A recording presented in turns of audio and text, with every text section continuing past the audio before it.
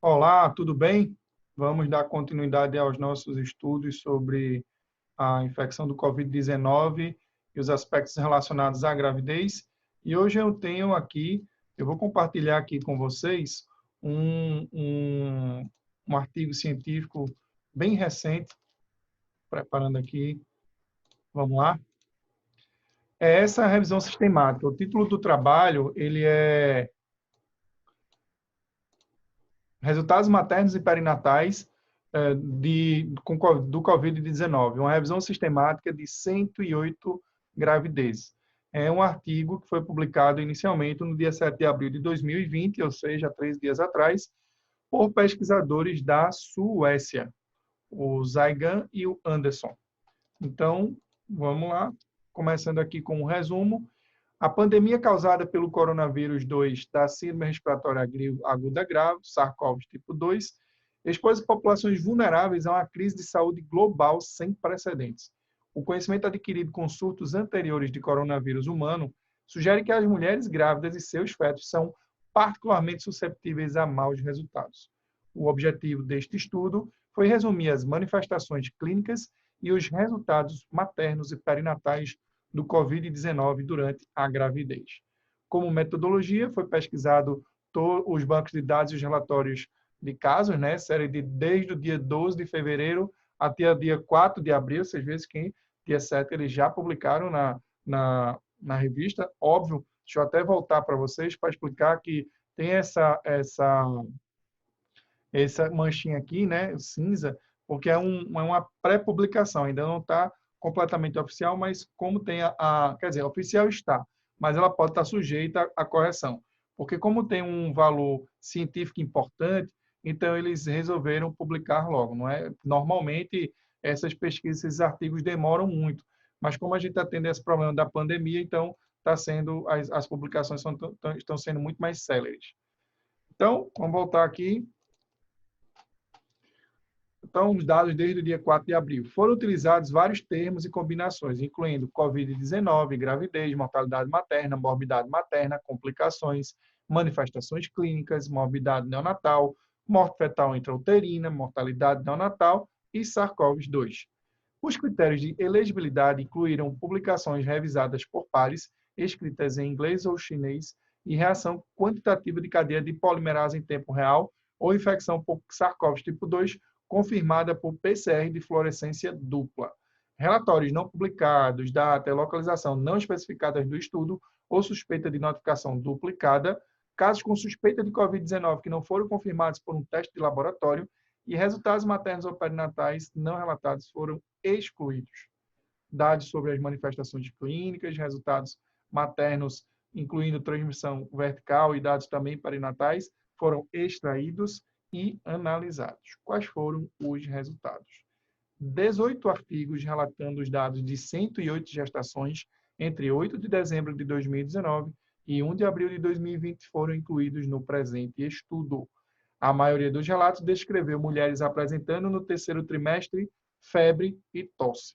Observou-se linfocitopenia com proteína C reativa elevada e 91% dos casos os partos foram realizados via cesariana. 3 internações maternas em unidade de terapia intensiva foram observadas, mas não houve nenhuma morte materna. Uma morte neonatal e uma morte intrauterina também foram relatadas.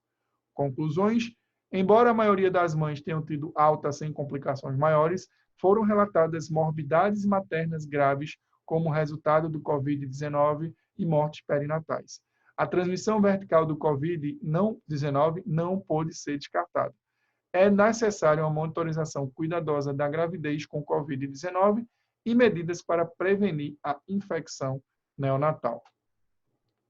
Então, 18, em relação aos resultados propriamente dito, primeiro, vamos falar um pouquinho sobre morbidade materna grave NIERMIS. Quando eu fiz a minha dissertação de mestrado, eu trabalhei em mortalidade materna na cidade do Recife, no período de, na verdade, mortalidade feminina e idade reprodutiva, no município de Recife, de 1994 até 2006, se eu não me engano. Foi mais ou menos isso. Ou foi 98 a 2006, enfim, passou. Então, dentre esses objetivos, eu tinha um objetivo específico de também estudar a mortalidade materna. Na revisão dos prontuários e no Comitê de Mortalidade Materna de Pernambuco, que eu fiz parte, a gente identificava inúmeras situações que precediam o evento morte na materna e que, se a gente tivesse agido naquela circunstância, talvez o desfecho materno e também perinatal ele pudesse ser diferente. Esse termo é muito utilizado na aeronáutica, que é o near miss, como se fosse quase caída ou quase batida entre os aviões, de maneira que existem mecanismos de segurança para antever esses resultados adversos, de maneira a realmente orientar essas situações aí que são mais críticas na aviação, né, na questão aeroespacial. Então, esse termo ele foi trazido para a obstetrícia e para a neonatologia e descreve situações obstétricas e neonatais em que os resultados são mais adversos. Então, vou dar alguns exemplos, como pré-eclâmpsia grave, é um tipo de near miss, distúrbio de coagulação também, materno, a hipóxia neonatal é um near miss também neonatal, como condições como a prematuridade extrema e o baixo peso a nascer é um near miss perinatal. Existem alguns critérios específicos, eu só estou passando para vocês uma ideia geral, e é justamente antes do evento morte onde a gente que tem que, literalmente, agir. A gente tem que identificar as situações que precedem esse evento, e quanto mais precedente for, quanto mais antecipada for a nossa conduta, a gente vai poder agir de maneira correta. A grande verdade é que em medicina, em particular em obstetrícia, existe uma zona cinzenta entre o normal e o alterado. E nesses problemas, nessas patologias, principalmente agora nesse período de pandemia, é preciso ter muita sabedoria para decidir a melhor conduta. Uma pergunta simples, que a princípio é tendenciosa, mas não é absoluta, é, por exemplo, uma mulher entubada com SARS-CoV tipo 2, né? Coronavírus na gravidez, né? Entubada com problema respiratório, qual a conduta? Aliviar a gravidez e aí realmente extrair o bebê em condições mais ou menos adequadas, apesar da prematuridade, sabendo da dificuldade das alterações fisiológicas, que, na verdade, nesse caso de uma doença, pode contribuir negativamente para a mãe, né? E aí a gravidez poderia aliviar essa alteração respiratória, quer dizer, não a gravidez, o parto poderia aliviar essa condição respiratória, ou, por outro lado, realizar uma cirurgia num doente infectado, você vai ainda promover mais o risco do trauma e descompensar essa paciente que já está em cuidados intensivos. Essa simples pergunta, a gente não tem a resposta absoluta. Eu ainda sou do time mais, digamos assim, de intervenção, porque aí é a vida da mulher, e eu acredito que realmente é possível cuidar do bebê de acordo com a prematuridade, e a gente vai ter que fazer inúmeras escolhas se por acaso esse problema do coronavírus na gravidez vier a se agravar aqui no nosso país. Eu espero que não, mas é preciso a gente ter uma atenção especial, porque a gente sabe das dificuldades que ocorrem aqui em relação aos nossos indicadores maternos e perinatais. Mas vamos esmiuçar um pouco mais essa questão desses resultados.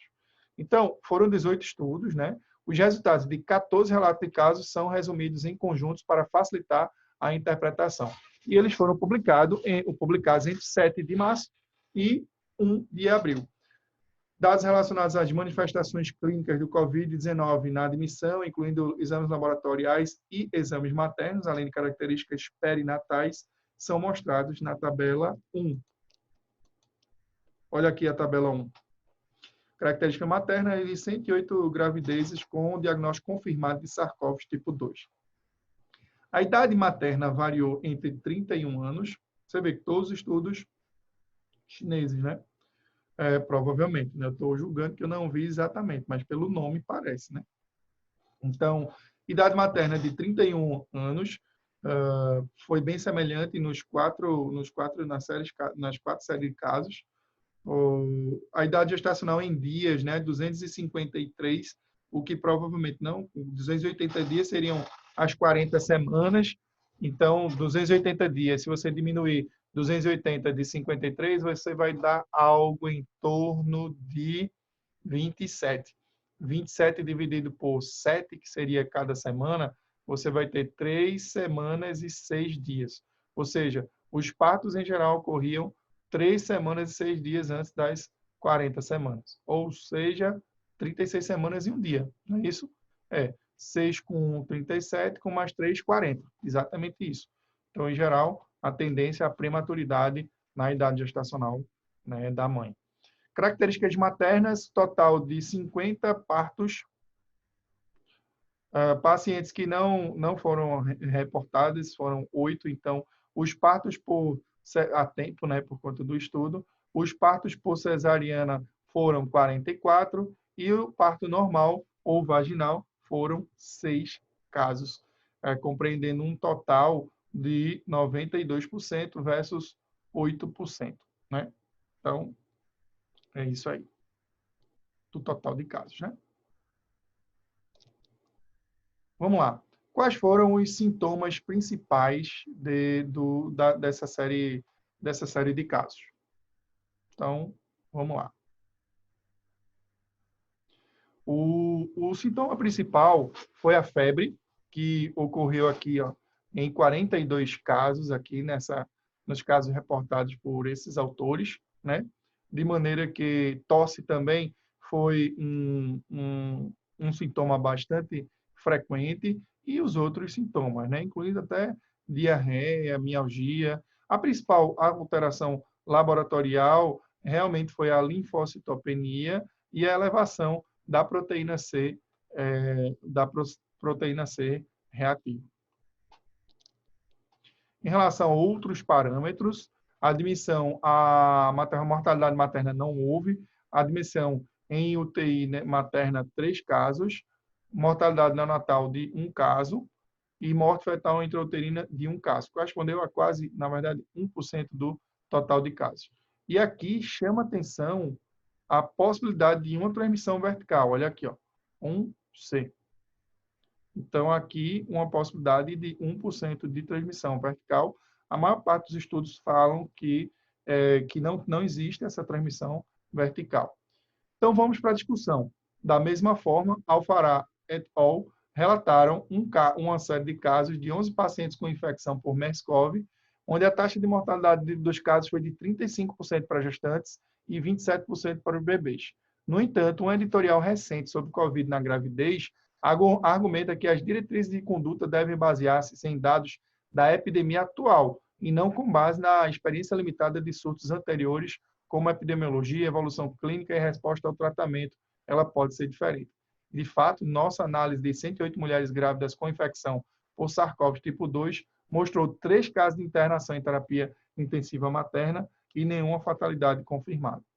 As 2 internações na UTI materna foram relatadas por Breslin et al., que eram envolvidos, no caso de mãe com IMC alto e histórico médico de intercorrências clínicas, o que leva a questionar se o COVID-19 aumenta o risco de morbidade materna grave em gestações de alto risco. Estudos futuros são necessários para abordar esse assunto. Uma morte neonatal e uma morte fetal uterina também foi relatada. Com relação ao tipo de parto, a cesariana foi realizada na maioria dos casos e vários autores citaram o sofrimento fetal como motivo da decisão. No entanto, os 7 casos de parto normal espontâneo não foram associados a piores prognósticos. De acordo com Huang et al., o sinal de apresentação mais comum foi febre e tosse.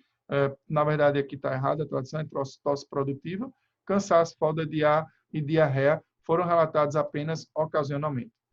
No entanto, Schwartz et al., na análise de 38 gestações infectadas, não encontraram 38 pacientes infectados, não encontrou nenhuma evidência para transmissão intrauterina. No entanto, também a linfocitopenia e trombocitopenia têm sido relatados repetidamente, bem como os achados radiológicos em bebês aparentemente saudáveis nascidos de mulheres infectadas pelo SARS-CoV tipo 2. Portanto, encorajamos os médicos a monitorar os recém-nascidos de mães com Covid-19 de perto. A principal limitação dessa revisão está relacionada ao fato de estudos primários altamente disponíveis na literatura que não eram de qualidade suficientemente alta em relação à sua metodologia. Vários estudos faltaram dados dos resultados e não se podia descartar o viés do relatório seletivo. Nosso estudo tem algumas forças, né? Somente mulheres grávidas com infecção por SARS-CoV tipo 2 confirmada em laboratório foram incluídas, assim as manifestações clínicas e os resultados maternos neonatais são representativos da doença. Ao incluir todos esses casos disponíveis na literatura publicada, poderíamos alcançar um tamanho da amostra relativamente grande. De fato, a maioria dos casos, né, relatos de casos, descreve apenas um pequeno número e é difícil para os clínicos tirar conclusões definitivas sobre as manifestações clínicas e resultados da infecção por SARS-CoV tipo 2 em gestantes e seus recém-nascidos.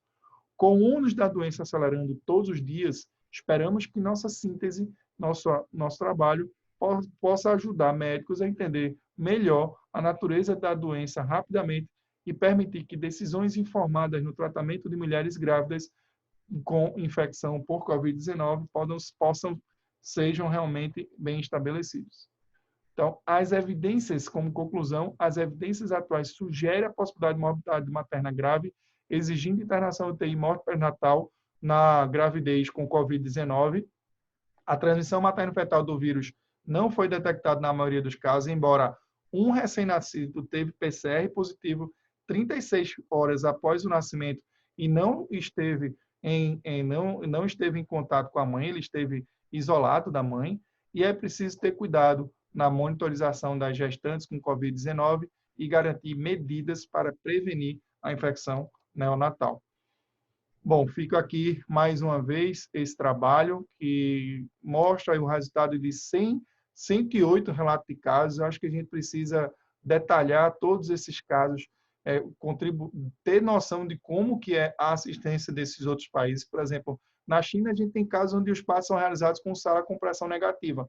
Como é que vai ser aqui no Brasil, onde as maternidades não têm esse tipo de sala, né?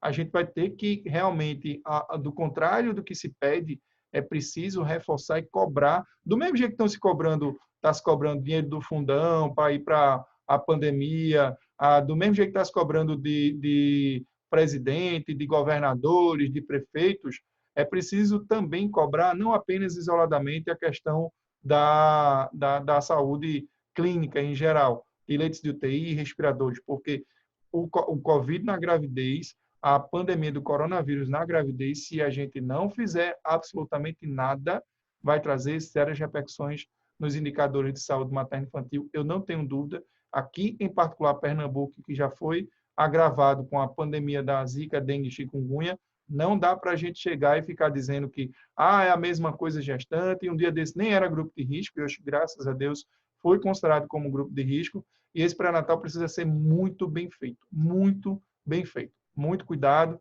a gente precisa garantir os exames adequados para gestantes que correspondem a grupo de riscos e não só os exames específicos do COVID na gravidez. A gente viu, né, uma alteração dos linfócitos, né, diminuição do linfócito, aumento do PCR, né? Esses não são exames que são... O PCR não é pedido de rotina no pré-natal. É preciso a gente realmente começar a prestar atenção na gestante como um todo, melhorar a imunidade dela de alguma maneira, sobretudo tratando-a desde do aspecto biopsicossocial como um ser único e integral, o corpo físico, emocional e espiritual, para que realmente a gente possa colher bons frutos, mesmo diante dessa pandemia do coronavírus. Então, fica o alerta de a gente realmente também garantir, do ponto de vista político, a boa realização do pré-natal, do que esse isolamento em relação a um atendimento básico, pode ser realizado por enfermeiro, pode ser realizado por médico da estratégia de saúde da família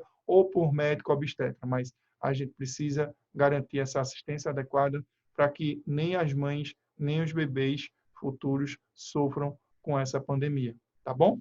Um abraço a todos, fiquem com Deus e até o próximo vídeo. Se você gostou, curta, compartilhe, comente e marque uma pessoa que pode se beneficiar dessas informações que eu julgo de qualidade. Um abraço. Fiquem com Deus.